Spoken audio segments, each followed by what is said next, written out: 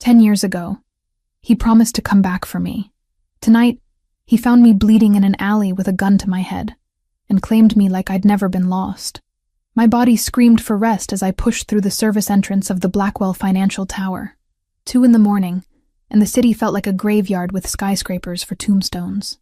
I'd spent the last 6 hours on my hands and knees scrubbing office floors that would be dirty again by noon, all for $13 an hour that barely kept me and Megan afloat. The plastic grocery bags cut into my palms as I started the familiar trek home. Discount bread from the bakery's day-old bin. Generic ibuprofen because the name brand was $3 more. Megan's medication, the cheap alternative that didn't work as well but was all I could afford. Every item in these bags represented a calculation, a sacrifice, a choice between bad and worse. The financial district emptied out hours ago, leaving behind only shadows and the occasional homeless person huddled in doorways. I kept my head down and my pace quick. 40 minutes on foot instead of taking the bus saved me $4.50 each way. $9 a day. $63 a week. That was 2 doses of Megan's medication. The math was simple, brutal, and inescapable. Light drizzle started halfway through my walk, the kind that doesn't seem like much until you realize you're soaked through. My threadbare jacket offered about as much protection as tissue paper. The cold seeped into my bones, joining the permanent ache that lived there now.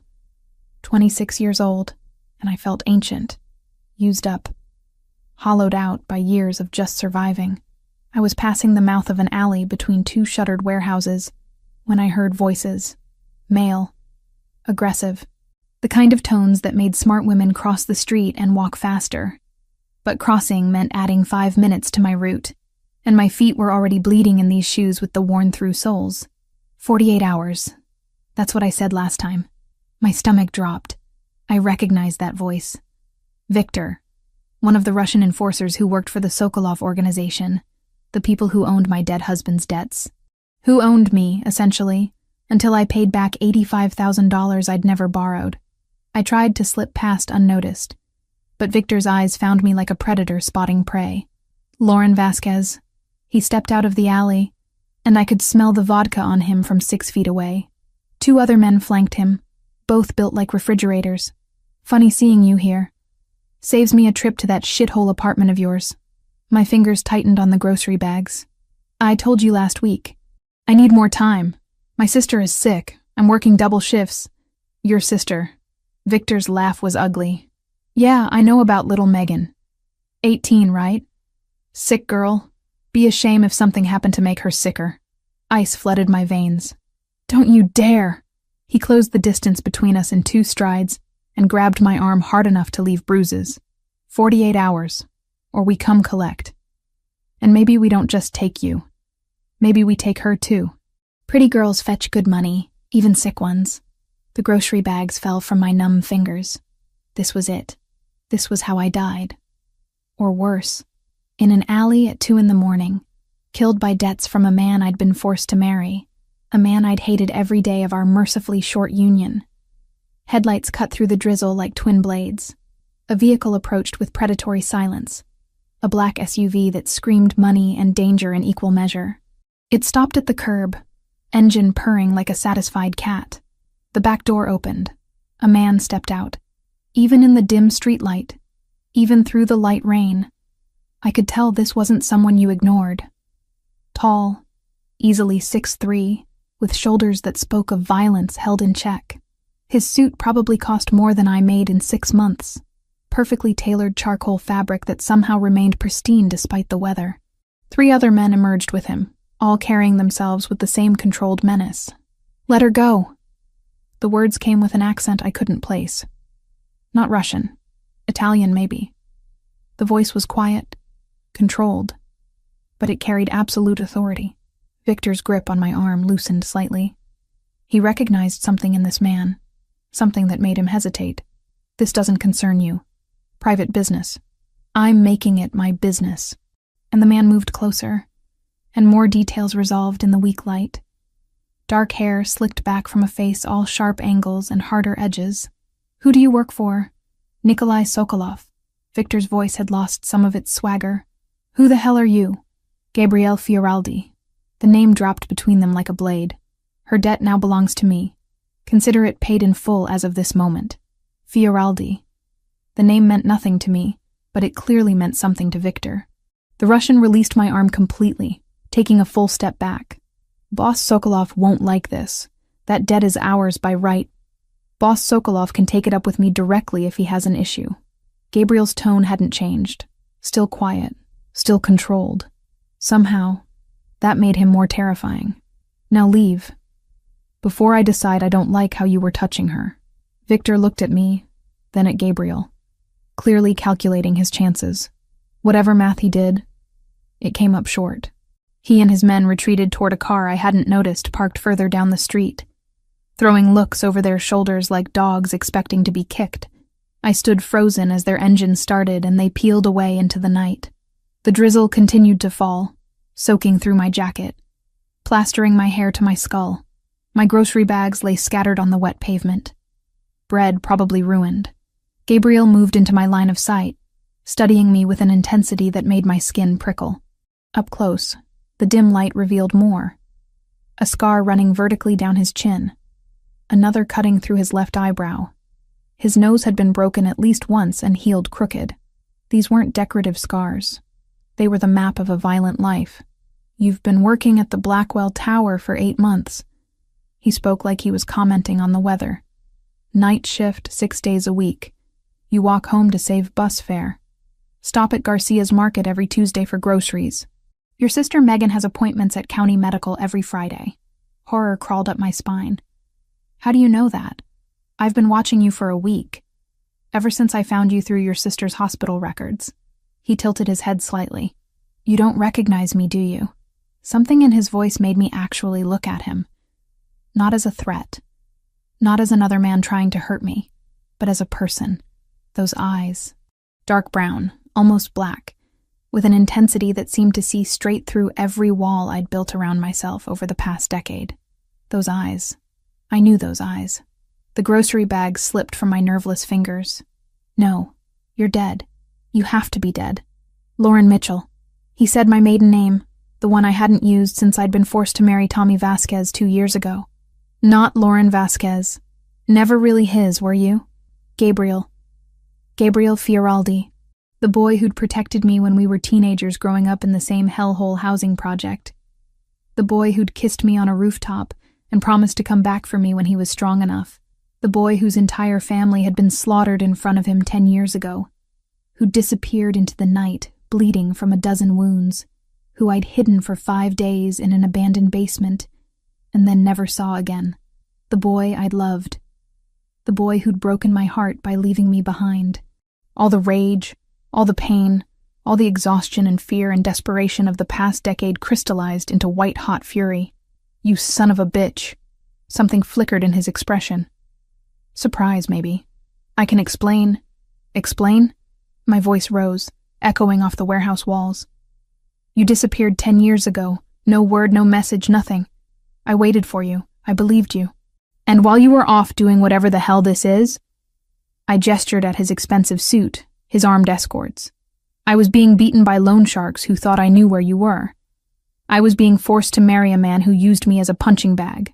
I watched my parents die in a fire that was set to punish me for debts I didn't owe. My sister is dying because I can't afford real treatment. And you've been, what? Watching me? For a week? Lauren. Don't. Tears burned hot against my cold cheeks, and I hated myself for them. Don't you dare say my name like you know me. You left.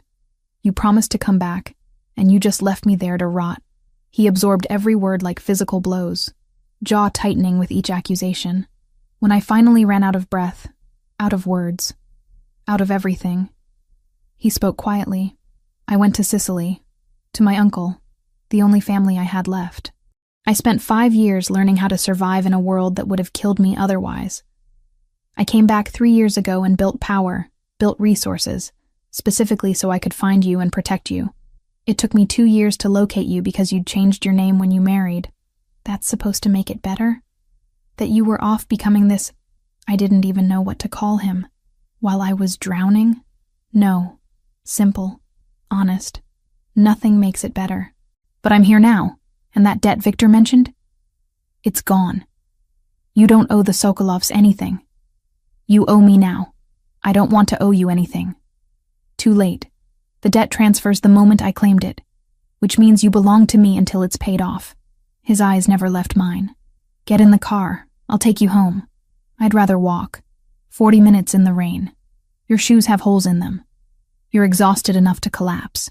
He gestured to the SUV. Get in the car, Lauren. No. We stared at each other in the drizzle. A decade of history and hurt between us.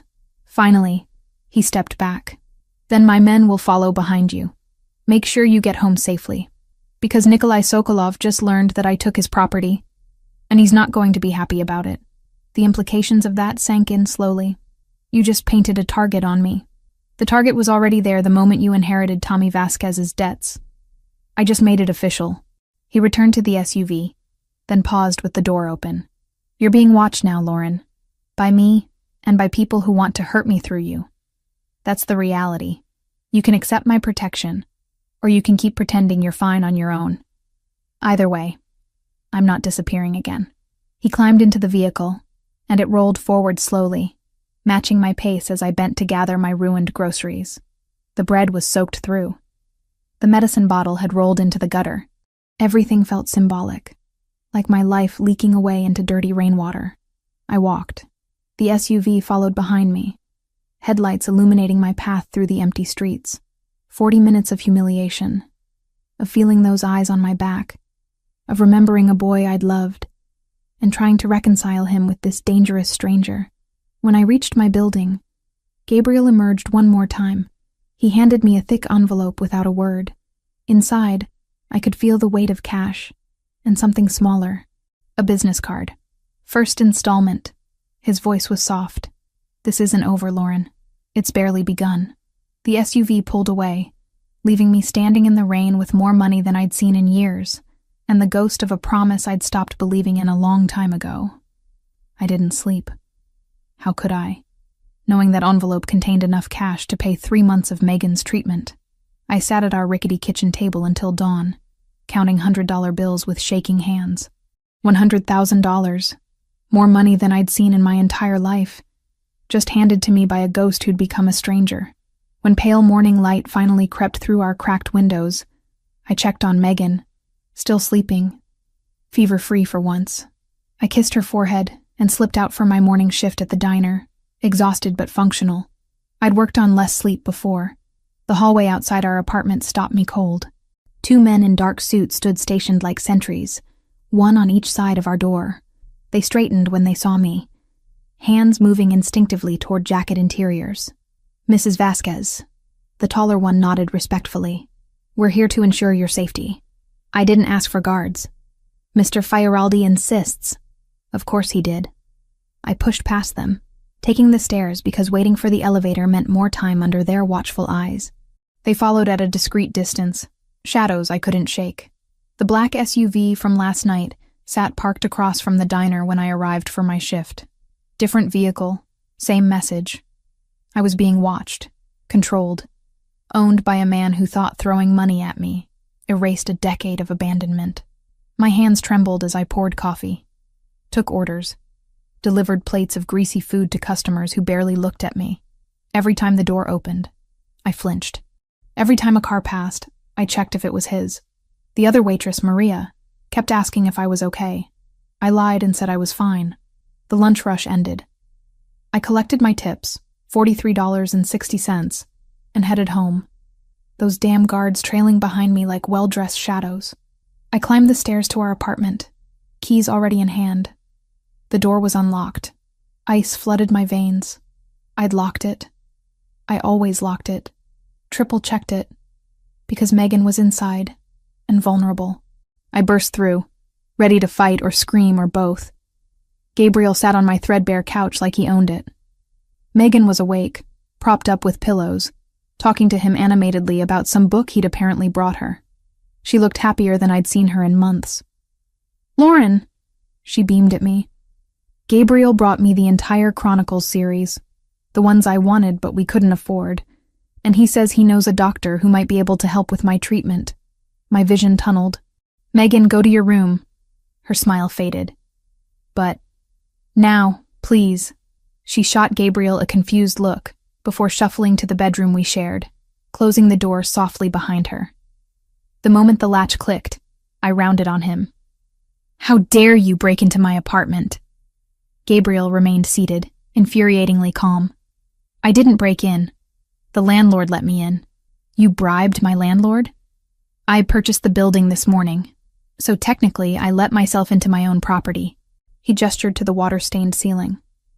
This place is a health hazard. You shouldn't be living here. Get out. I paid for Megan's treatment, 3 months in advance. The clinic called to confirm. You had no right. My voice cracked. No right to go behind my back, to make decisions about my sister without asking me. You need help. I didn't ask for your help. I didn't ask you to insert yourself into my life, to throw money around like it fixes everything. I was shaking now, 10 years of rage and pain pouring out. You can't just buy me, Gabriel.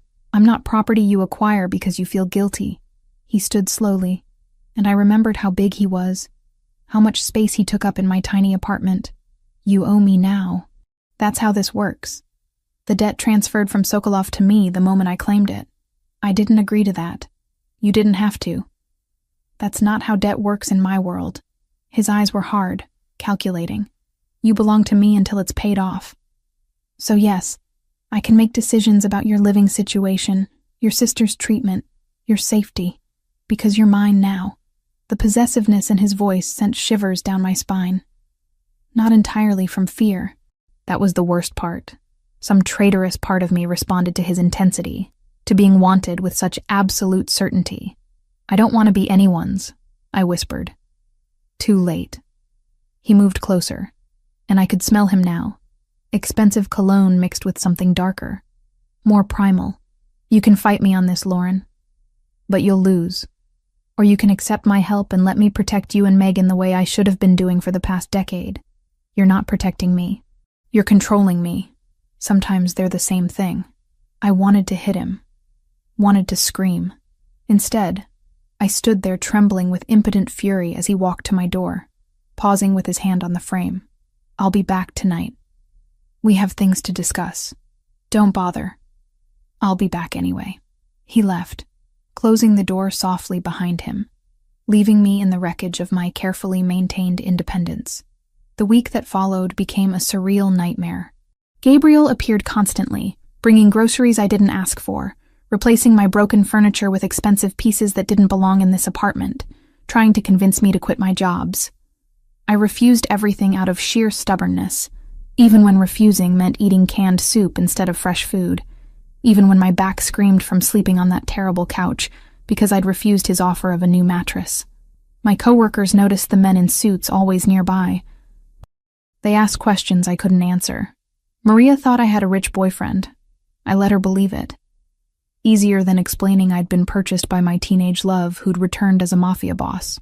Megan, though. She saw everything I tried to hide. She cornered me on the 4th day, when Gabriel had left after another argument about accepting his help. You love him. Not a question. I loved who he used to be. He still is that person. Just more. She hugged her knees to her chest, looking far too thin, too fragile. He asked me about my diagnosis, about treatment options. He listened, Lauren. Really listened. And he looks at you like you're the only thing in the world that matters. He's dangerous, Meg. So is dying slowly because we can't afford proper treatment. She met my eyes steadily. I know you're scared. But maybe let him help. Just a little? I couldn't answer that. Because she was right. And I hated it. Gabriel showed up that night, like he'd promised. Or threatened. We sat in my kitchen that barely fit 2 people, and he told me about Sicily, about learning to survive in a world where weakness meant death, about building power specifically to find me. His voice was matter-of-fact, clinical, describing violence like someone else would describe their day at work. Why me? I finally asked. 10 years, Gabriel. You could have had anyone. Why obsess over someone who... Because you're mine. He said it with absolute certainty. You were mine at 16. You're mine now. Nothing that happened in between changes that. The intensity in his dark eyes made my breath catch. That's not love. That's possession. Maybe it's both. Before I could respond, the lights went out. Not just in our apartment. The entire building plunged into darkness. Gabriel was on his feet instantly, phone already out, speaking rapidly in Italian to someone. Stay here. Lock the door behind me. Don't open it for anyone. What's happening? Sokolov's people. They cut the power. He pulled a gun from somewhere I hadn't seen, checking it with practiced efficiency that terrified me. They're making their move. He was gone before I could process, shouting orders to his guards in the hallway. I ran to Megan's room, found her awake and frightened. We huddled together in the darkness, listening to shouts from outside, then gunfire that made us both flinch. It lasted maybe 5 minutes. Felt like hours. When the lights flickered back on, Gabriel stood in my doorway, shirt torn, blood on his knuckles. Not his blood, I realized with nauseating certainty. Pack a bag, both of you, now. What happened out there? Russians. Different ones than last night. Sokolov's sending a message that he doesn't accept the debt transfer. He looked at me, and I saw something raw beneath his controlled exterior. Fear. They're escalating. You're not safe here anymore. So we run? We let them chase us out of our home?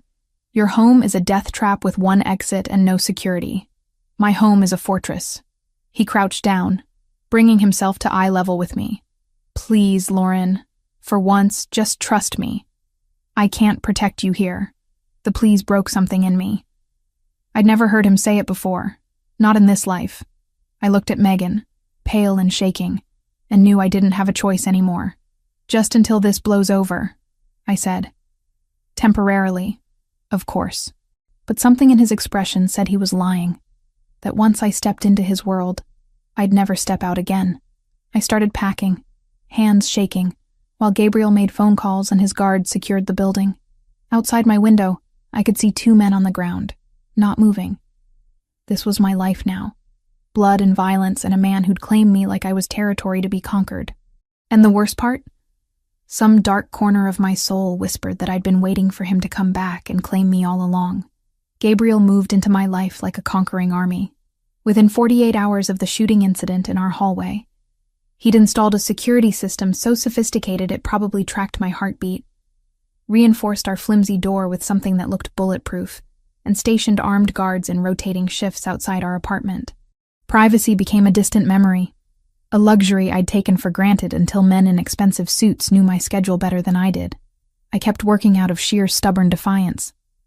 Morning shift at the diner, evening cleaning at another office building after the first one cut my hours. Every step I took, shadows followed. Gabriel's men, silent and efficient, ensuring I was never alone. My coworkers stopped asking questions when they realized the answers would terrify them. The worst part wasn't the surveillance. It was how Gabriel filled every space I tried to keep empty. He brought dinner when I worked late, waited in my kitchen like he belonged there, fixed things I'd learned to live with broken. The radiator that clanked stopped clanking. The window that wouldn't close suddenly sealed perfectly. Small invasions that added up to complete occupation. You need to stop, I told him one night after Megan had gone to bed. She'd been getting stronger with the treatments he'd paid for, color returning to her cheeks. And I hated how grateful that made me feel. This hovering, this constant presence, it's suffocating. Gabriel sat on my couch, looking completely at ease in my cramped apartment despite his expensive suit. I'm protecting my investment. I'm not an investment. I'm a person. You're both. His dark eyes studied me with unsettling intensity. And you're exhausted. Working 2 jobs when you don't have to anymore is just pride. It's called independence. It's called stupidity. He leaned forward, elbows on his knees. You owe me $100,000, Lauren. You could work yourself to death and not pay that off in 5 years. Or you could accept my help and focus on things that actually matter. Like what? Being your kept woman? Something dangerous flickered in his expression. Is that what you think this is? What else would I call it? You pay my bills, control where I go, decide what's safe for me. That's not protection, Gabriel. That's ownership. Maybe I want to own you. He said it so calmly, like discussing the weather. Would that be so terrible? Being mine completely? My heart hammered against my ribs. You can't just say things like that. Why not? It's the truth. He stood, and suddenly my small living room felt even smaller. I've spent 10 years building power specifically so I could find you and keep you. I'm not going to apologize for wanting what's mine. I was never yours to begin with. You were always mine. He closed the distance between us in 2 strides. From the first time I saw you at 16, terrified in that housing project hallway. You belonged to me then. You belong to me now. The only thing that's changed is now I have the resources to actually protect you. By trapping me, by loving you. The words hit like a physical blow. Even when I was in Sicily getting my face rearranged by my uncle's trainers, even when I was killing my way through the Fioraldi ranks to become boss, you were the reason. Every brutal choice, every compromise with my conscience. It was so I could come back strong enough to keep you safe. I couldn't breathe. Couldn't think past the raw honesty in his voice.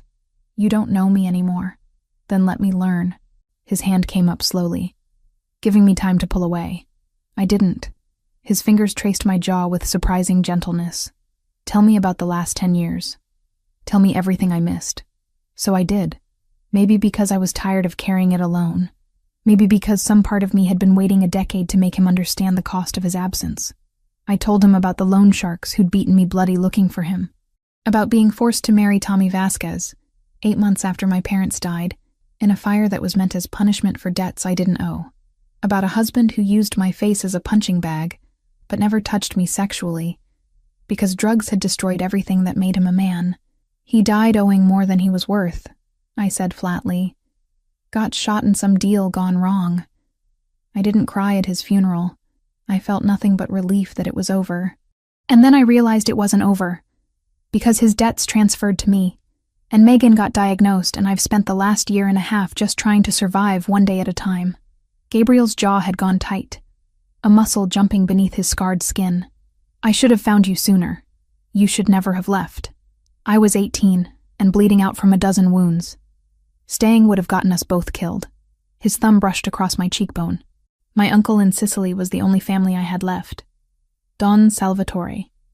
He trained me, taught me how to survive in a world where weakness means death. 5 years I spent there, learning things that would give you nightmares. Then I came back and spent 3 more years fighting my way to the top of the Fioraldi organization. Why them specifically? Because they had territory, resources, and most importantly, they had history with the Sokolovs who killed my family. His eyes went cold, distant. It took me 3 years to eliminate every man directly responsible for that massacre. I did things I'm not proud of, became someone my 18-year-old self wouldn't recognize. But I did it so I'd be strong enough that no one could ever hurt you again. Nikolai Sokolov is still alive, I pointed out. Nikolai wasn't involved in the original massacre. He was just a kid, maybe 15. His uncles ordered the hit on my family, and I killed every single one of them. Gabriel's voice was matter of fact, clinical. Nikolai inherited the wreckage 2 years ago and rebuilt. He's hunting me for revenge, not because he was personally wronged. Different kind of threat. The casual way he discussed murder should have terrified me. Instead, it made a twisted kind of sense. This was his world now. His reality. Violence as business strategy. I thought about you every single day. I admitted quietly. Loved you, and hated you in equal measure. Some nights I'd dream you came back. Others I'd imagine you dead so I could finally stop waiting. I'm here now. Are you? Or is this just another version of leaving? You say you want me, but what you really want is absolution. To prove you made the right choice abandoning me. His hand tightened on my face, not painfully but firmly. I want you. Not redemption. Not forgiveness. You, messy and angry and damaged. All of you, Lauren. I'm not some prize to be won. Then what are you? His voice dropped lower, intimate. Tell me you don't feel this. Tell me 10 years actually changed what we had. It changed everything. Did it change how you feel when I'm close? He was barely an inch away now, his breath warm against my lips. Did it change the fact that you're mine, no matter how much you fight it? I should have pushed him away, should have maintained distance, protected myself. Instead, I heard myself whisper, I hate that you're right. The kiss was inevitable. Desperate. 10 years of separation and longing crystallized into the moment his mouth claimed mine. It wasn't gentle or sweet. It was possession and fury and need all twisted together until I couldn't tell where my anger ended and desire began. His hands tangled in my hair, tilting my head back for better access. I gripped his shirt hard enough to tear fabric. Years of frustrated rage finding an outlet in the violence of how we came together. When he backed me against the kitchen wall, I didn't protest. When his knee pressed between my thighs, I gasped against his mouth and pulled him closer. Then reality crashed through the haze. I shoved hard against his chest, breaking the kiss, stumbling sideways to put distance between us. I can't. My voice shook. I can't do this. Gabriel stood perfectly still, chest heaving, eyes dark with want. Why not? Because the second I give in, you win, and I'll lose every piece of myself I've fought to keep. I wrapped my arms around myself, suddenly cold. I won't be another thing you own, Gabriel. I can't. This isn't about ownership. Everything with you is about ownership. The words came out sharper than intended. You don't ask, you take. You don't negotiate, you command. That's not love. That's control. And I've had enough of being controlled to last a lifetime. Something shifted in his expression. Not anger, something deeper. Hurt, maybe, beneath all that dangerous confidence. He stepped back, giving me space I desperately needed. I'll go. Good. He paused at my door. But I'm not giving up on you, Lauren. On us. You can run. But I've spent 10 years coming back to you. I can wait a little longer. Then he was gone, and I slid down the wall to sit on my kitchen floor. Fingers pressed to lips that still burned from his kiss. The next night, he returned as promised. Or threatened. I'd expected anger, demands, more attempts to break through my defenses. Instead, I found him asleep on my terrible couch, too tall to fit properly. Head bent at an angle that would leave his neck screaming. He still wore his suit from earlier, though he'd removed his jacket and shoulder holster. The vulnerability of seeing him like that, this dangerous man who commanded armies of criminals, reduced to cramped discomfort rather than leave me unprotected, cracked something inside my chest.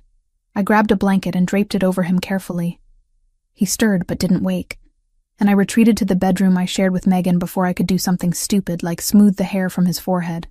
Morning brought news that shattered our fragile peace. The diner where I'd worked mornings had burned down overnight. Arson, the fire inspector said.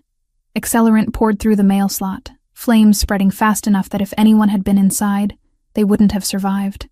It was a warning, Gabriel said when I called him, voice numb with shock. Nikolai's message that he doesn't accept the debt transfer. He's escalating. I don't have a job anymore. Then move into my place. You and Megan. Let me protect you properly. I can't just abandon my apartment. Your apartment is a death trap that I can't secure properly. My house is a fortress. He paused. Please, Lauren. I know you hate accepting help from me, but this isn't about pride anymore. This is about keeping you alive. I looked at Megan, who'd been listening from the doorway, pale and frightened. She nodded slightly, giving me permission to make the choice that terrified me. Fine, but not completely. I'm keeping this apartment, and my night cleaning job. I need some part of my life that's still mine. Deal. Gabriel's relief was audible. I'll send movers tomorrow. I'd compromised. Accepted his help formally, stepped deeper into his world, and as I packed our meager belongings, I couldn't shake the feeling that I'd just surrendered something I'd never get back. The explosion happened while I was elbow-deep in industrial cleaning solution, scrubbing floors in an office building 20 blocks away. My phone rang at 11:30, and the number on the screen made my blood freeze. Megan. Lauren. Her voice was small, terrified. Something happened to the apartment. I dropped the mop. Are you okay? Where are you? I'm with Franco, Gabriel's man. We were coming back from my oncologist appointment, and there were fire trucks everywhere. Lauren, the whole building, our apartment is gone. The phone slipped from my nerveless fingers. Gabriel appeared in my peripheral vision before I even registered calling him, which meant he'd been monitoring my location. Again, I should have been angry. Instead, I felt only crushing relief that Megan had been elsewhere when it happened. "She's safe," he said quietly, reading the panic on my face. "Franco had her at County Medical for her appointment. They're at a secure location now. My apartment was destroyed by a carefully placed explosive device. Professional work. Nikolai Sokolov is sending a very clear message." His jaw tightened. "You can't go back there, Lauren. There's nothing to go back to." The reality hit in waves. Everything I owned, every piece of independence I'd clung to so desperately, reduced to ash and rubble. I'd kept that apartment as a symbol, proof that I could survive on my own. Now it was just a smoking crater, and I had nowhere left to run. "Okay," the word came out hollow. "Okay, we'll stay with you." Something flickered in Gabriel's dark eyes. Not triumph exactly. More like relief mixed with determination. "Let's go get your sister." The drive to wherever Franco had taken Megan passed in a blur. Gabriel made calls in rapid Italian, his voice cold and clipped as he issued orders I didn't understand. When we finally arrived at what turned out to be a medical facility disguised as an upscale office building, Megan threw herself into my arms hard enough to knock the breath from my lungs. "I'm sorry," she sobbed. "I'm so sorry. All your things can be replaced." I held her tighter. "You can't. That's all that matters." Gabriel's property was 40 minutes outside the city, accessed through gates that belonged in a military installation. Armed guards waved us through with crisp nods, and the driveway wound through what looked like a small forest before opening onto a view that stole my breath. The house was modern architecture married to fortress practicality, clean lines and floor-to-ceiling windows, but I counted at least a dozen cameras from the driveway alone, and the guards patrolling the perimeter moved with military precision, beautiful and deadly in equal measure, like the man who owned it. "Welcome home," Gabriel said softly, and I pretended those words didn't make something flutter dangerously in my chest. Megan got her own suite on the second floor, complete with medical equipment that probably cost more than I'd make in a lifetime. A nurse introduced herself, Rosa, middle-aged and competent, explaining that she'd be monitoring Megan's vitals and coordinating with her oncology team. My room was connected to Gabriel's by a single door. I noticed it immediately, that thin barrier between us, and something about it felt intentional. A choice I'd have to make eventually. "The lock is on your side," Gabriel said from behind me, making me jump. "You control the boundary. I won't cross it without permission." "How generous of you," I said, but the words lacked real bite. "I'm trying, Lauren, to do this right, to give you space while keeping you safe." He moved closer, not touching, just close enough that I could feel his presence like heat. "I know this isn't the life you chose, but I'll make it as comfortable as I can." The first week was an adjustment that felt like drowning and breathing simultaneously. Megan thrived under Rosa's care, color returning to her cheeks, energy levels rising. Watching her laugh while reading in the sun-drenched library, I couldn't maintain my resentment at Gabriel for forcing this move. Not when it was saving her life. Gabriel himself became a constant, unavoidable presence. He brought me coffee every morning, prepared exactly how I liked it despite never asking. He replaced the threadbare clothes I'd lost in the explosion with quality pieces that fit perfectly, because he'd somehow memorized my measurements.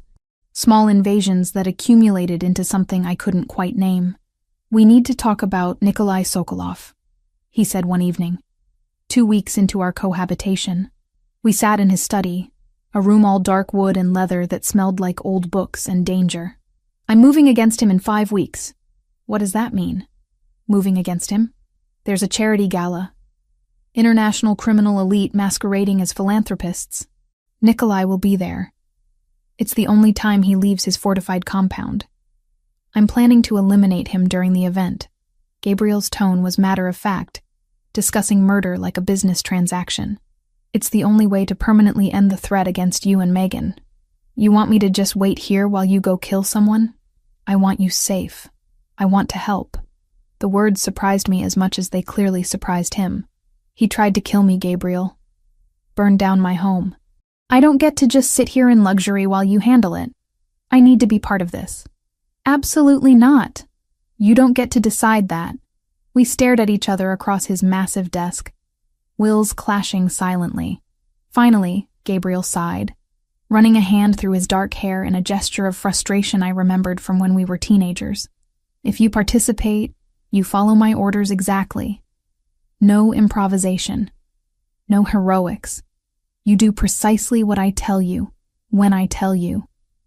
Those are my terms. Deal. Lauren, I said deal, Gabriel. Don't push it. Something that might have been admiration flickered across his face. You're going to be the death of me. Better me than Nikolai Sokolov. The 5 weeks that followed blurred together in a strange domestic rhythm. Gabriel trained his security team in the mornings. Movements precise and lethal as he demonstrated techniques I tried not to find attractive. I watched from the house, coffee cooling in my hands, fascinated and disturbed by this version of the boy I'd loved. Evenings, he sat with Megan in the library, reading to her when she was too tired to hold a book herself, watching them together.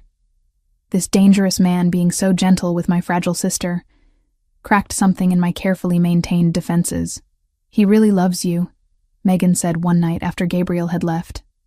Like, obsessively. It's kind of intense. It's kind of terrifying. Maybe it's both. She studied me with eyes that saw too much. When are you going to stop punishing him for leaving? He's here now. He's been here consistently for weeks. At some point you have to decide if you're going to forgive him or not.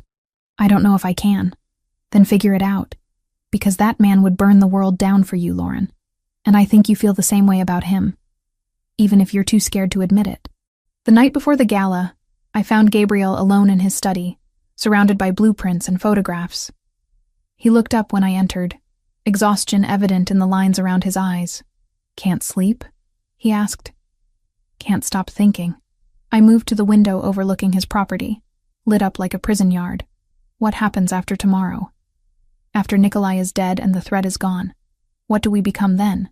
Whatever you want us to be. He came to stand beside me, our reflections overlapping in the glass. I want you to stay. Build a life here, with me. But if you want to leave once it's safe, I won't stop you. Your debt is paid, Lauren. Has been from the moment I claimed it. You don't owe me anything. Then why all of this? The protection, the money, the constant presence? Because I'm selfish. Because I've spent 10 years becoming powerful enough to keep you. And now that I have you here, I don't want to let go. His voice dropped lower, intimate. But I will. If that's what you need. Your happiness matters more than my wants. I turned to face him fully, and the space between us felt charged, inevitable. What if I don't know what I want? Then let me show you what we could have. His hand came up slowly, cupping my face with surprising gentleness. No pressure, no demands.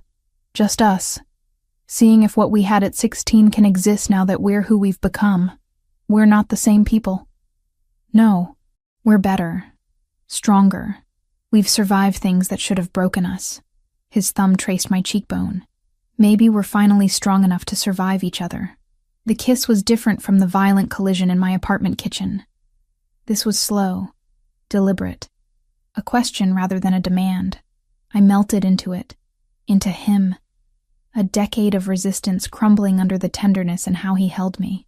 When he pulled back, his eyes searched mine. Stay with me tonight. Not because you owe me. Not because you're scared. Because you want to. I should have said no. Should have maintained boundaries. Protected myself.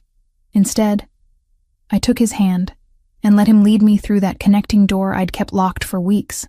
What happened in his room was tender and intense. Years of longing crystallized into touch and whispered confessions. He treated me like something precious, taking his time, learning what made me gasp and arch against him. And when he finally moved inside me, it felt like coming home to a place I'd been searching for without knowing it existed. After, wrapped in his arms with my head on his chest, he whispered something in Italian against my hair. I didn't understand the words, but the meaning was clear in how he held me, like letting go might kill him.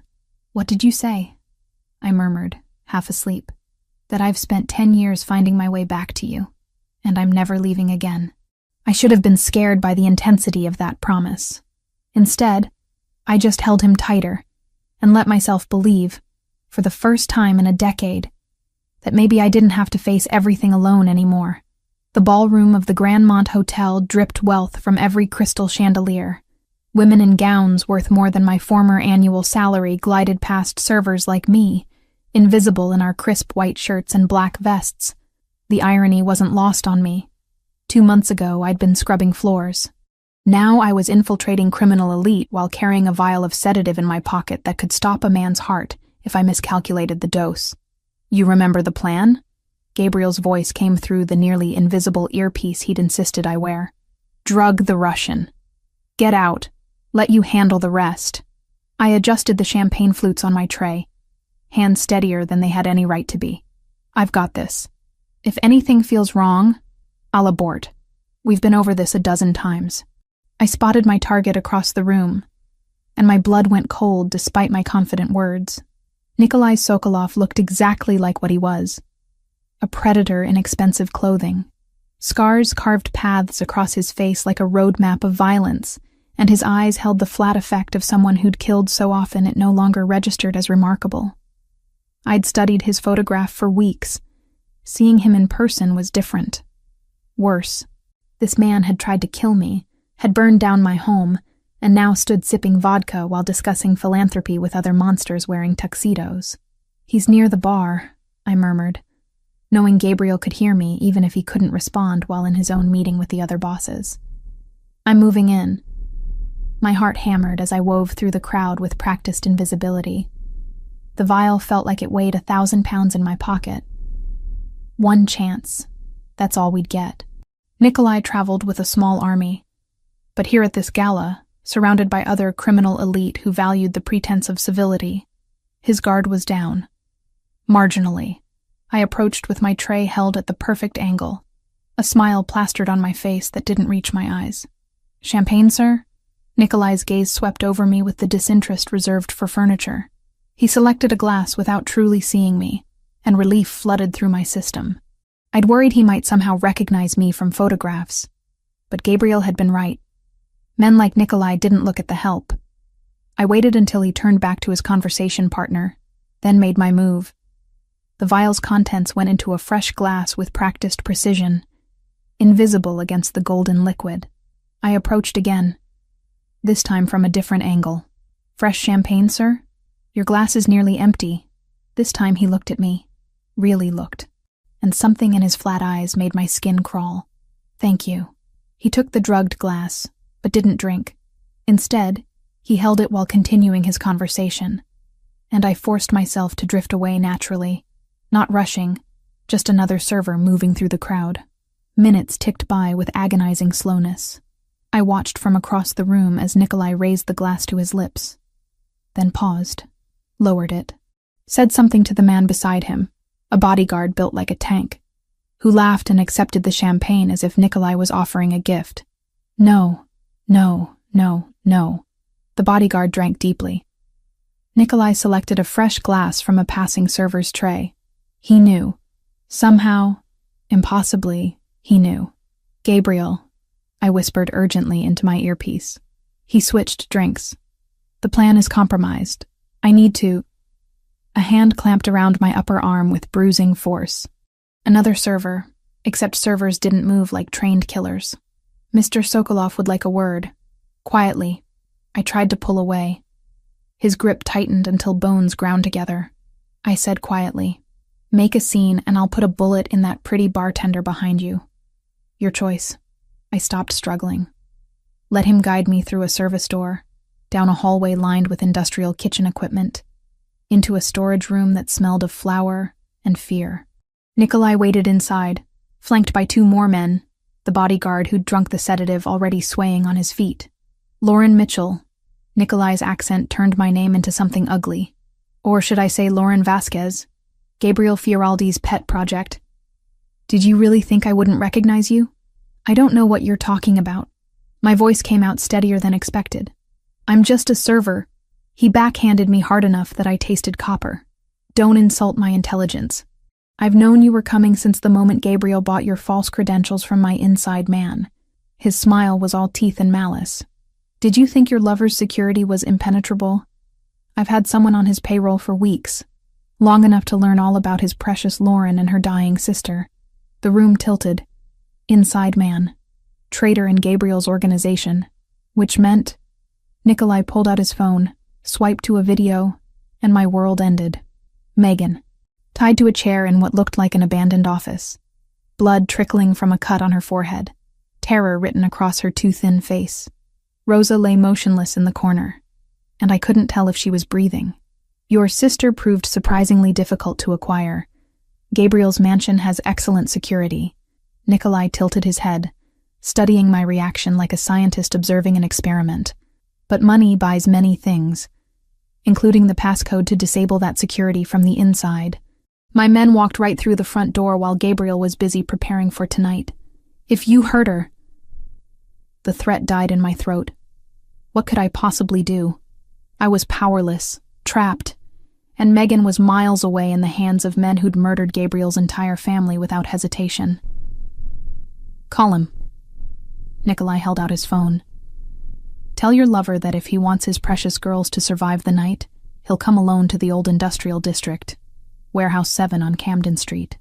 I believe he knows the location well, the warehouse where Gabriel's family had been slaughtered 10 years ago.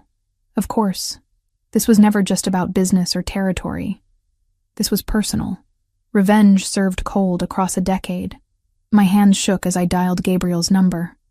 He answered on the first ring. Lauren, where are you? You cut out. He has Megan. My voice cracked. Gabriel, he has her. He had someone inside your security. They took her from the mansion. Silence. Then, in a voice colder than I'd ever heard from him, put Sokolov on. Nikolai took the phone with obvious satisfaction. Fioraldi, you killed my uncles, destroyed my family's legacy. Tonight, I return the favor. Warehouse 7. Alone.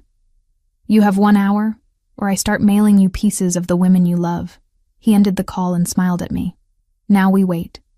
And while we wait, you can watch your sister suffer every time you fail to cooperate. The drive to the warehouse happened in surreal silence. I sat wedged between two of Nikolai's men in the back of an SUV, watching the city lights blur past while my mind raced uselessly. Gabriel would come. Of course he would.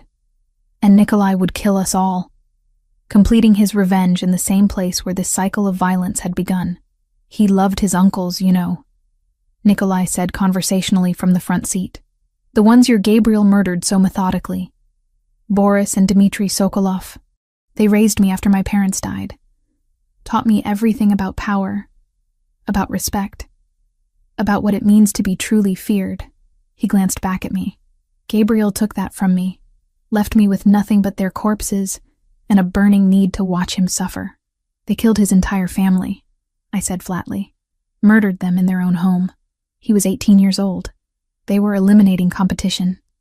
Business. Nikolai shrugged. Gabriel made it personal by refusing to die with them. And then he spent years systematically destroying everything my uncles built. So yes, this is very personal.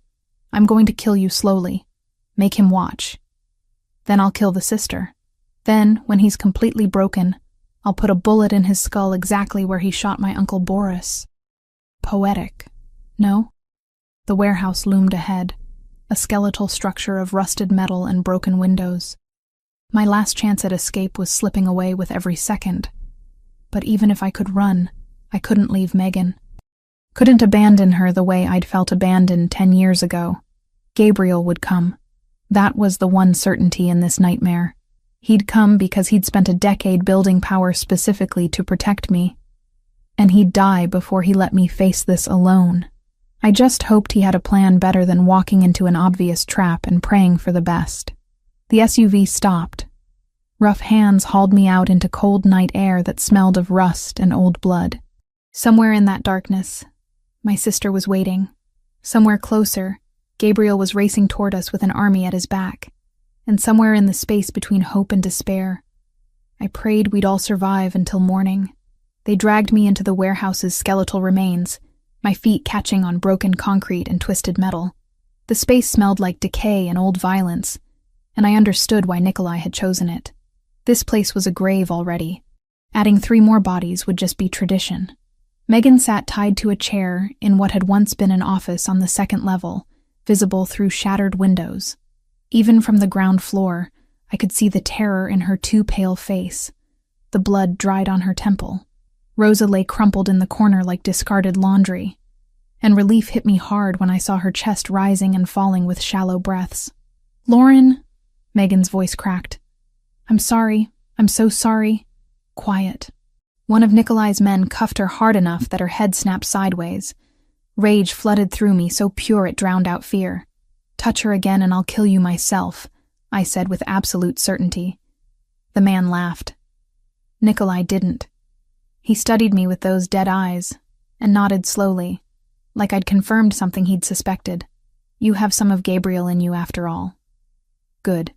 Killing you will hurt him more if you fight." The sound of approaching vehicles cut through the night. Multiple engines, moving fast. Nikolai's men took positions throughout the warehouse with practiced efficiency. Rifles and automatic weapons appearing from beneath coats. 20 men. Maybe 25. An army positioned to slaughter whoever walked through those rusted doors. Gabriel was walking into a massacre, and there was nothing I could do but watch it happen. The vehicles stopped outside. Doors opened and closed with controlled precision. Then Gabriel's voice, amplified somehow, echoed through the warehouse. "I'm here, Nikolai, as requested, alone." "Liar!" Nikolai shouted back. "I count 15 vehicles. You think I'm stupid?" "I said I came. I didn't say my men wouldn't follow." A pause. "But I'll walk in alone if you want. Just let me see that Lauren and Megan are alive first." Nikolai grabbed my arm and hauled me to the center of the warehouse floor, into clear view of the entrance. One of his men dragged Megan down from the office, her legs barely supporting her weight. We stood exposed under the skeletal ceiling, moonlight streaming through gaps in the rusted metal roof. "They're alive," Nikolai called out. "For now. Come in, Fioraldi. Let's finish what my uncles started 10 years ago." The main door creaked open. Gabriel stepped through alone, hands raised, no visible weapons. He wore the tuxedo from the gala still, though it was rumpled now, stained with something dark on one sleeve. His eyes found mine immediately, and I saw everything I needed to know in that look. He had a plan. I just had to trust him. "Let them go," Gabriel said quietly, still advancing with careful steps. "This is between you and me. They're innocent. No one is innocent." Nikolai's grip on my arm tightened. "Your precious Lauren carries your debt. The sister is leverage. They stay until you're dead. Then they follow you." The gunfire started before he finished speaking. Not from Nikolai's men. From above. From outside. From angles I hadn't seen anyone take. Gabriel's men. Positioned while Nikolai had been focused on the dramatic confrontation. The warehouse erupted into chaos. I hit the ground, pulling Megan down with me as bullets tore through the air where we'd been standing. Nikolai dove for cover, screaming orders in Russian. His men returned fire, but they were caught in crossfire from multiple directions, trapped in a killing box of Gabriel's design. Through the chaos, I watched Gabriel move. This wasn't the careful, controlled man I'd been living with. This was the weapon he'd been forged into during 5 years in Sicily. Every movement was economical, lethal. A gun appeared in his hand from somewhere, and men fell before they could track him. He advanced like a force of nature, unstoppable and terrible. I covered Megan with my body, trying to shield her from the violence while knowing it was futile. We were ants caught between warring gods, and our survival depended entirely on which god won. Minutes felt like hours.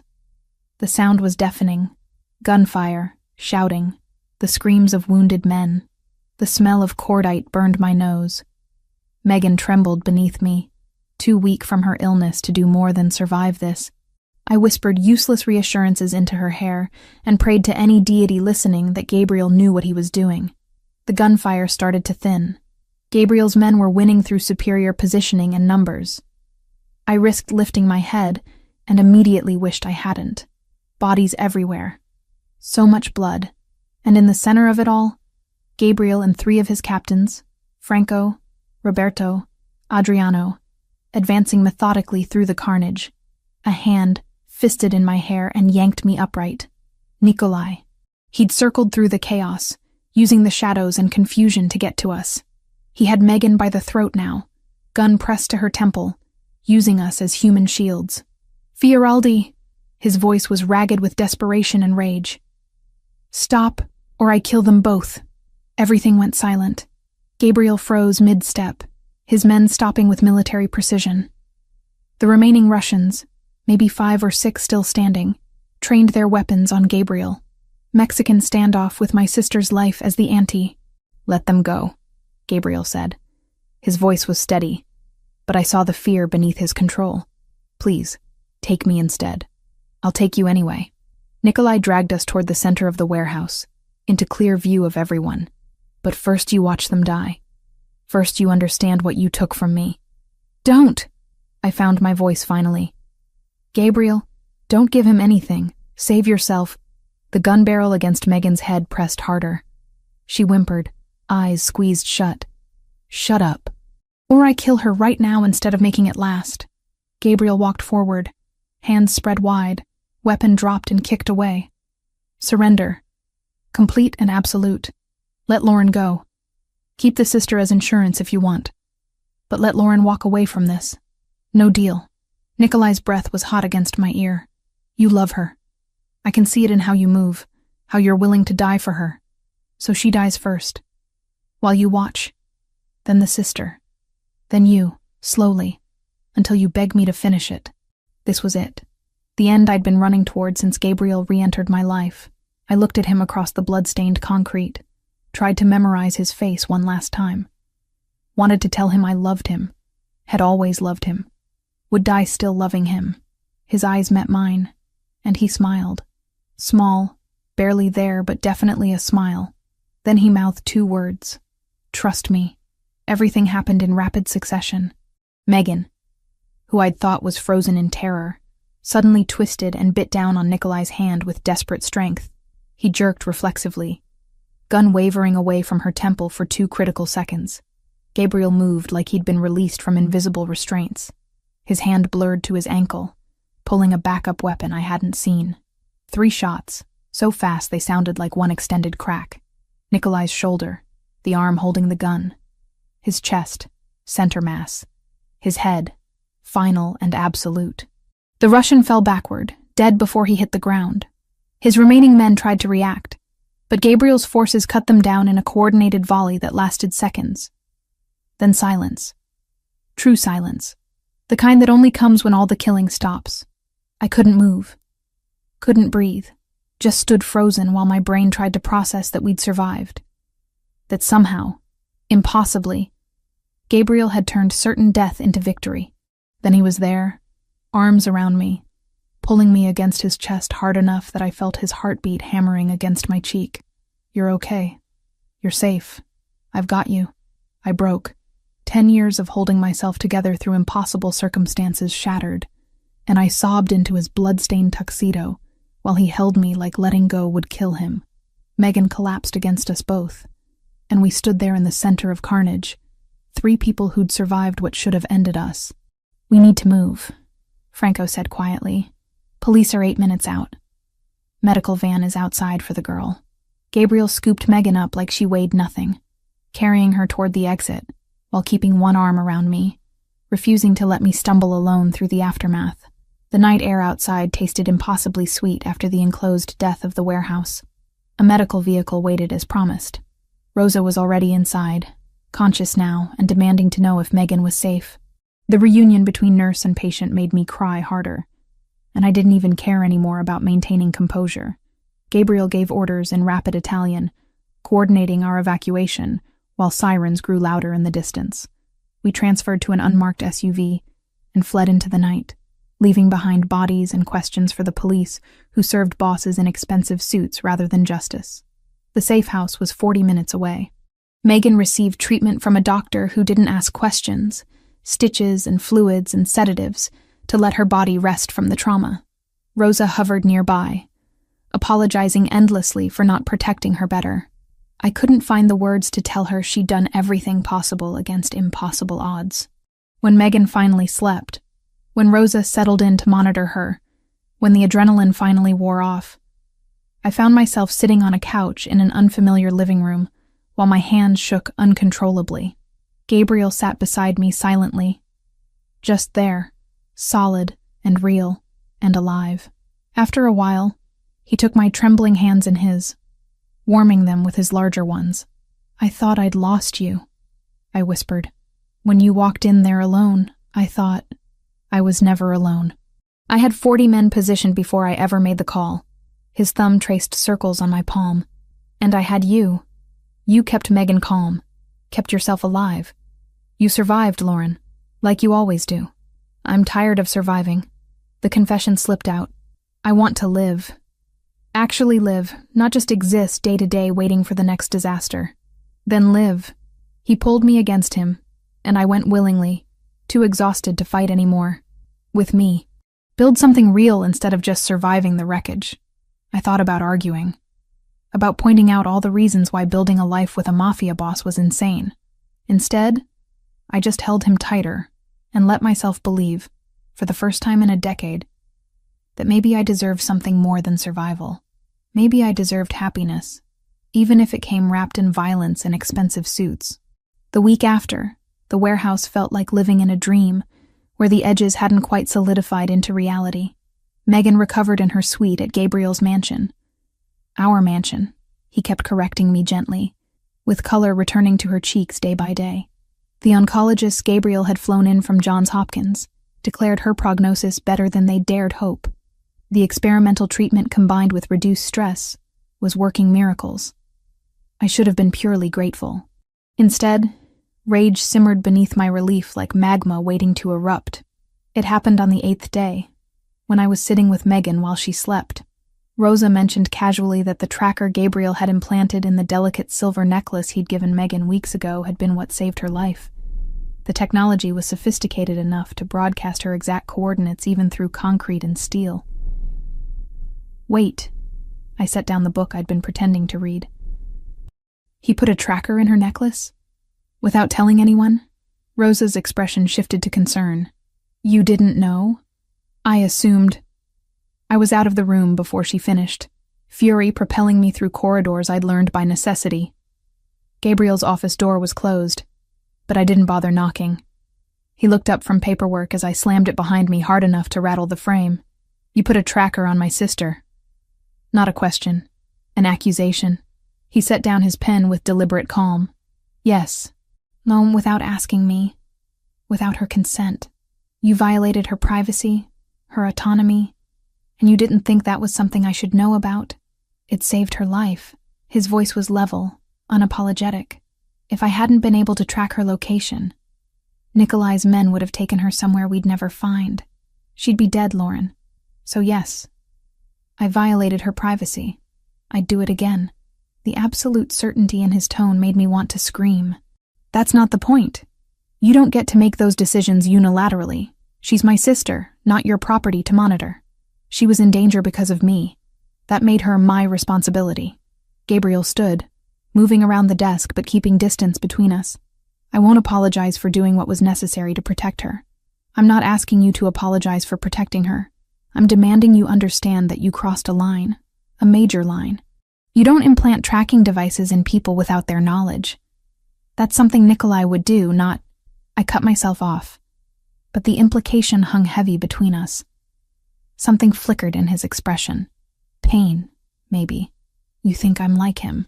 I think you're so used to controlling everything that you've forgotten some things require consent." I forced myself to breathe, to think past the anger. Megan is 18 years old. She deserves to know when someone is tracking her movements, even if it's for protection. I deserve to be consulted about decisions that affect my family. Those aren't unreasonable expectations. Silence stretched between us. Gabriel studied me with those dark eyes that saw too much, and I watched him process my words, weigh them against his instincts. Finally, he nodded slowly. "You're right. I should have told you. Should have asked." The admission seemed to cost him something. "I'm not good at relinquishing control. Spent too long building power specifically so I'd never be powerless again. But you're not my enemy, and Megan isn't my asset. You're both." He paused, searching for words. "You're the reason I built any of this. I lost sight of that." The sincerity in his voice deflated some of my anger. "Promise me. Future decisions involving Megan, involving me. You include us. We're partners in this, Gabriel, or we're nothing." Partners. He tested the word like it was foreign. Then, surprisingly, he smiled. Small. Genuine. I can work with that. Though fair warning, it goes against every instinct I've honed for the past decade. Then develop new instincts. Demanding. I'm starting to understand why you survived when everyone else tried to break you. He moved closer, and I let him. Some of the tension bleeding out of the space between us. What else do you need from me? Tell me your terms, Lauren. I'll meet them if I can. So I did. We sat in his office as afternoon light faded to evening, and I laid out exactly what I needed to stay in this life with him. Complete transparency about his business dealings within reason. I didn't need details of every violence, but I needed to understand the general structure of his world. A voice in decisions that affected me and Megan directly.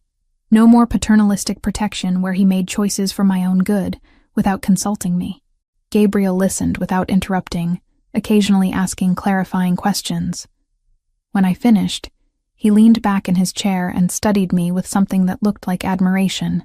You're negotiating terms with a Mafia boss like you're discussing a business contract. I learned from watching you. Everything has a price. Everything's negotiable, and clarity prevents misunderstandings. I met his gaze steadily. Are these terms you can accept? Yes, with one addition of my own. My stomach tightened. What addition? You tell me when I'm overstepping. Don't let resentment build. If I'm being controlling, call it out immediately. I can't fix problems I don't know exist. He leaned forward, elbows on his knees. I want this to work, Lauren. Actually work. Not just you tolerating my presence because you have nowhere else to go. The vulnerability in his admission cracked something in my chest. I'm not tolerating you. I'm trying to figure out how to love you without losing myself in the process. Do you? Love me still? I never stopped. That's the problem. I looked away, unable to hold his gaze while admitting this. I hated you for leaving, but I never stopped loving you. Even when I married Tommy, even during the worst parts, some pathetic part of me was still waiting for you to come back. Gabriel closed the distance between us, kneeling in front of my chair so we were eye level. I'm sorry. For leaving. For taking so long to find you. For every moment you suffered because I wasn't there. I'd change it if I could. Go back and make different choices. But I can't. All I can do is promise that I'm here now, and I'm not leaving again. Why did you? The question I'd been avoiding. Really. The truth, not the strategic explanation. He took a breath, and I watched him decide how honest to be. After the massacre, I was bleeding out in that basement where you'd hidden me. 18 years old, and watching my family's blood dry on my hands. I wanted to die, Lauren. Just close my eyes and stop existing. I hadn't expected that. What stopped you? You. The memory of you bringing me water, cleaning my wounds, whispering that I'd survive this. I realized if I died, you'd blame yourself, and if I stayed, weak and broken, they'd use you against me. The Sokolovs knew we were connected. That's why they'd tortured me instead of just killing me. To get information about you, about anyone I cared about. He looked down at his hands, scarred and deadly. My uncle in Sicily offered the only path forward. 5 years of brutality disguised as training. Learning to be harder than the hardest men, more ruthless than the ruthless, until I could build power that made me untouchable. Every time I wanted to reach out to you, I reminded myself that contacting you while I was still vulnerable would paint a target on your back. So I waited, and hated every day of waiting. You could have sent one letter, one message that you were alive. A message could be intercepted, could lead them to you. I couldn't risk it. His hands found mine, warm and solid. I know it wasn't fair. Know you deserved better than silence. But in that moment, keeping you alive mattered more than keeping you happy. The twisted logic of it made sense in the awful way that survival always made sense. I'd done terrible things to keep Megan alive, too. Married a man I despised. Worked until my body screamed. Made compromises with my conscience that still haunted me at night. I understand, I said finally. Rationally, I understand. Emotionally, I'm still angry about it. That's going to take time to resolve. I have time. As much as you need. He pressed his forehead to our joined hands. Just don't give up on us. Please. The please broke me. I pulled him closer, kissed him with all the love and rage and forgiveness I couldn't yet articulate. He responded with matching desperation. And we stayed like that until the light outside died completely, and darkness wrapped around us like a cocoon. Later that night, Gabriel made his announcement. He'd called a meeting of every captain and soldier in the Fioraldi organization. I stood beside him in what he called the Great Hall, but which looked more like a courtroom, designed by someone with unlimited funds and questionable taste in intimidation. 40 men assembled in neat rows, all eyes on their boss. Gabriel stood at the front with me beside him, his hand at the small of my back, broadcasting ownership and protection simultaneously. Most of you know Lauren Mitchell by now. She's been living under my protection for weeks. His voice carried through the space without need for amplification. Effective immediately, she's more than a protected asset. She's mine. My woman. Anyone who threatens her threatens me directly. Anyone who harms her will die screaming. This is not negotiable. This is not temporary. Lauren Mitchell is now First Lady of this family, and you will treat her with the respect that position demands. Silence. Then Franco, Gabriel's oldest captain, stepped forward and bowed his head in acknowledgement. We understand, boss. She's family now. The others followed suit, murmuring agreements and assurances. I stood there feeling exposed and strangely powerful, watching dangerous men swear loyalty to someone who'd been scrubbing their floors 2 months ago. After the meeting, back in the privacy of Gabriel's office, I finally let myself react. First Lady of the organization. That's a lot of pressure. You've been handling pressure your entire life. He poured 2 glasses of whiskey, handed me one. This just makes it official. What does it actually mean? Besides a fancy title? It means my enemies know hurting you would be the worst thing they could do to me. It means my allies will extend you courtesy and protection. It means you have authority within this organization second only to mine. He clinked his glass against mine. It means you're committed now, Lauren. All in. No going back. I should have been terrified. Instead, I felt something like relief. For the first time in a decade, I wasn't surviving alone. I had an army at my back, and a man who'd burn the world down before letting someone hurt me. Was it healthy? Probably not. Was it what I'd dreamed of at 16? Definitely not. But it was real, and solid, and mine. All in, I echoed, and drank deeply. The whiskey burned going down, but I was getting used to the burn. Getting used to living in a world where love looked like violence and protection felt like possession. Gabriel smiled, pulled me into his arms, and for the first time since he'd crashed back into my life, I let myself believe this might actually work. 3 months felt like a lifetime, and an instant simultaneously. Megan's laughter echoed through the mansion's library as she video-called with college admissions counselors. Her color healthy, her energy restored. The experimental treatment Gabriel had secured had pushed her leukemia into remission, and watching her plan a future, she'd thought she'd never have made every compromise I'd made worthwhile.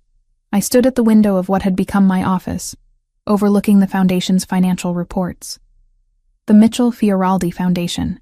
Gabriel had insisted on my parents' names alongside his, creating something legitimate out of blood money. We focused on the housing project where we'd both grown up, providing medical care, educational scholarships, and job training to families trapped in the same cycle of poverty that had nearly destroyed us. "You're good at this," Gabriel had said last week, watching me negotiate with a hospital administrator. "Better than I expected. You see the people behind the numbers." Because I was those people. I'd turned the funding around in 48 hours, leveraging Gabriel's reputation when charm alone didn't work. It felt strange, using the fear his name generated for something good. But I'd learned that in this world, power was neutral. Intent made it righteous or corrupt. The other wives, Angela, whose husband Roberto ran the docks, Maria, married to Adriano, who controlled the unions, even Sophia, Franco's new girlfriend, had welcomed me cautiously at first. I'd proven myself by never asking questions about their husband's work, never gossiping, an understanding that discretion was survival. They'd taught me the unspoken rules of this life, how to read a room when bosses gathered, when to speak, and when silence conveyed more, how to be strong without threatening the fragile male egos that ran this world. I wasn't the same woman who'd scrubbed floors 3 months ago. That version of me felt like a stranger, someone I'd shed like outgrown skin. This Lauren Mitchell understood power dynamics, could negotiate with criminals and philanthropists with equal ease, and had learned that loving Gabriel meant accepting the blood that came with him. The office door opened without knocking. Only one person entered my space with that presumption of welcome. Gabriel looked exhausted, his suit jacket missing, shirt sleeves rolled up. It was nearly midnight. He'd been in meetings all day, the kind of meetings that left bodies in their wake, though we both pretended otherwise. Then I saw his hands. Blood. Fresh. Still wet. Staining his fingers like accusation. A year ago, I would have recoiled. Asked questions. Demanded explanations. Now I simply moved to the bathroom attached to my office, wet a towel with warm water, and returned. He watched me approach with something like wonder, like he still couldn't believe I'd chosen this life. I took his hands in mine and cleaned them methodically. The blood came away in rust-colored streaks, revealing the scarred knuckles beneath, his life written in violence across his body. I didn't ask who had died tonight. Didn't want to know. Some things were better left in the darkness where they belonged. Thank you, he said quietly when I finished. For what? Cleaning your hands? For staying? For not looking at me with horror every time I come home from the ugly parts of my work? His fingers laced through mine. For choosing me anyway. I met his dark eyes, seeing the boy I'd loved and the man he'd become, and understanding they were both him. You chose me first, 10 years ago. Every brutal thing you did was to get back to me. How could I do less? He pulled something from his pocket with his clean hand. A small velvet box that made my heart stutter. We'd talked about marriage in abstract terms. Someday when things settled. But Gabriel's world never settled. Violence was a constant, punctuated by brief moments of peace. I was going to plan something elaborate. Dinner, romance, the whole traditional proposal. He opened the box, revealing a ring that stole my breath. An emerald the precise shade of my eyes, set in white gold with clean lines that were elegant without ostentation. But tonight, watching you clean blood from my hands without flinching, I realized I don't want to wait anymore. Gabriel, let me finish. His voice carried the same intensity he brought to everything. I'm not going to lie to you, Lauren. Life with me will be dangerous. There will always be rivals trying to prove themselves. Always be threats we have to neutralize. I can't promise you safety or normalcy or anything resembling a regular life. What I can promise is that I will love you until my last breath, that you'll never face danger alone, that I'll build you a kingdom if you ask, burn down empires if you need me to. He dropped to one knee in my office, this dangerous man who commanded armies, making himself vulnerable in the way that mattered most. Marry me. Not because you owe me, not because you're trapped here. Marry me because you want to. Because 10 years wasn't enough to kill what we have, and I need another 50 or 60 years to make up for the time I lost. Tears blurred my vision. I should have been thinking about the practical implications, the danger, the reality of becoming permanently tied to the Mafia. Instead, I thought about scrubbing floors until my hands bled, about watching Megan waste away because I couldn't afford proper treatment, about a decade of just surviving, waiting for life to start. Gabriel had given me life. Not just survival, but actual living. Purpose and power, and the terrifying freedom that came with being loved absolutely. Yes, the word came out steady despite my tears. Not because I need you, because I choose you. Every day for the rest of our lives, I choose you. He slid the ring onto my finger with hands that trembled slightly. This man who never showed weakness. Then he was standing, pulling me against him, kissing me like I was oxygen and he'd been drowning. I kissed him back with everything I had. This man who'd spent a decade becoming someone powerful enough to keep me. I finally found you, he murmured against my lips, switching to English from his usual Italian endearments. After 10 years of searching, building, fighting. You're mine, Lauren. And you're mine. I pulled back enough to meet his eyes. That's the difference now. Not your possession. Ours. We belong to each other. His smile transformed his face, softening the hard edges into something almost boyish. I can live with that. Mutual ownership. Partnership. Better practice it. You're stuck with me now. Best decision I ever made. We stood there in my office, holding each other while the clock ticked toward tomorrow. Outside, his empire spread across the city, built on violence and fear. Inside this room, we were just two people who'd survived impossible circumstances and found each other again. It wasn't the fairy tale I'd dreamed about at 16. It was better. Real. Earned through suffering and sacrifice. The kind of love that understood darkness because we'd both lived in it. 6 months later, we married in the mansion's garden. Small ceremony. Just Megan as my maid of honor. Franco as his best man. The other captains and their wives witnessing. No white wedding dress. I wore deep green that matched my ring. No traditional vows. We wrote our own, promising honesty over perfection, partnership over obedience. When the officiant pronounced us married, Gabriel kissed me like a man claiming what was his, and I kissed him back like a woman who'd finally stopped running. Lauren Mitchell became Lauren Fioraldi that afternoon. Not an ending, but a transformation. The girl who'd scrubbed floors still lived inside me, keeping me grounded when the wealth and power became overwhelming. The woman I'd become understood that sometimes love looked like violence, and protection felt like control, and family was chosen rather than given. Our story had started 10 years ago, with a broken promise on a rooftop. It had survived separation, suffering, and the kind of obstacles that destroyed weaker foundations. Now it began again. Not with naive hope, but with clear-eyed understanding of exactly what we were building together. Gabriel's hand found mine as we faced our strange assembled family. His grip was warm, solid, and permanent. A promise he'd spent a decade preparing to keep. I held on tight and stepped forward into our future, whatever darkness it might hold, because some lights only shine brighter against the black, and ours had been forged in fire hot enough to burn away everything except what mattered most. Each other, finally. Completely. Forever.